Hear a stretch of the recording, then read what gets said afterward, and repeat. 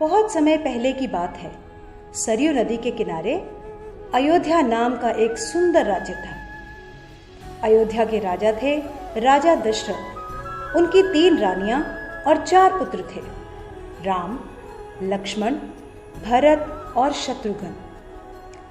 जब राजा दशरथ ने राम को राजा बनाने की घोषणा की तब सभी लोग बहुत खुश हुए, लेकिन रानी कैकेयी खुश नहीं थी। महाराज, क्या आपको याद है आपने मुझे 2 वचन दिए थे? आज उन वचनों को पूरा करने का समय आ गया है।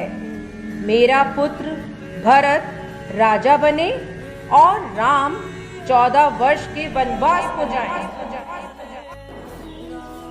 राजा दशरथ की आज्ञा पाकर राम और लक्ष्मण सीता के साथ 14 वर्ष के वनवास के लिए चले गए।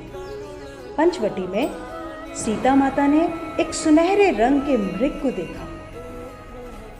रंग सुनहरा मृग अति सुंदर, सीता मन को भाए, कोई जाए इस मृग को अति शीघ्र ले आए।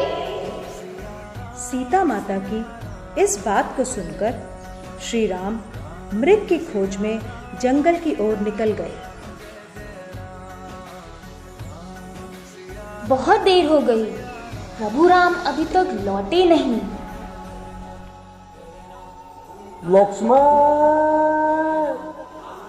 लक्ष्मण, हे सीते, हे सीते। लक्ष्मण, लक्ष्मण देखो, प्रभु तुम्हें अपनी सहायता के लिए पुकार रहे हैं। हे माते, ये मुझे किसी मायावी शक्ति का कार्य लग रहा है। आप चिंतित ना हो, भैया जल्दी घर लौट आएंगे। नहीं लक्ष्मण, मेरी आज्ञा का पालन करो। जाओ, प्रभु को तुम्हारी सहायता की आवश्यकता है। ठीक है माते, किंतु आप इस लक्ष्मण रेखा को पार नहीं करना। रावण को ज्ञान था कि वो लक्ष्मण रेखा को पार नहीं कर पाएगा, इसलिए उसने साधु बनने का ढोंग रचा और सीता माता को उठाकर ले गया। भिक्षाम देहि, भिक्षाम देहि। हे मुनिवर, भिक्षा स्वीकार कीजिए। हे देवी, एक साधु का इतना अनादर, घर के द्वार से ही भिक्षा देकर भेजना चाहती हो। जाओ, नहीं चाहिए तुम्हारी भिक्षा। नहीं नहीं मुनिवर, रुकिए, मैं आती हूँ।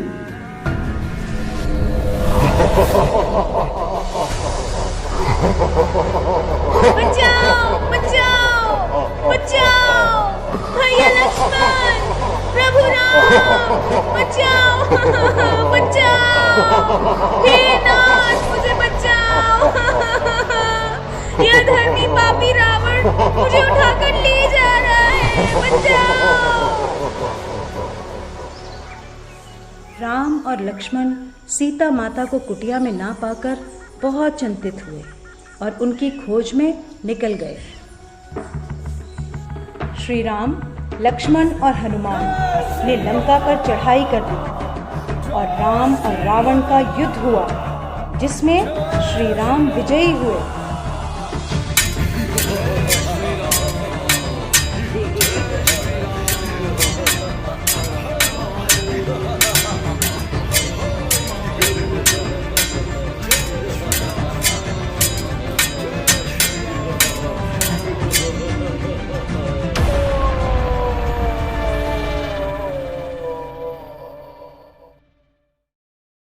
इसलिए इस दिन को विजयदशमी कहा जाता है। यह त्योहार बुराई पर अच्छाई की जीत का प्रतीक माना जाता है।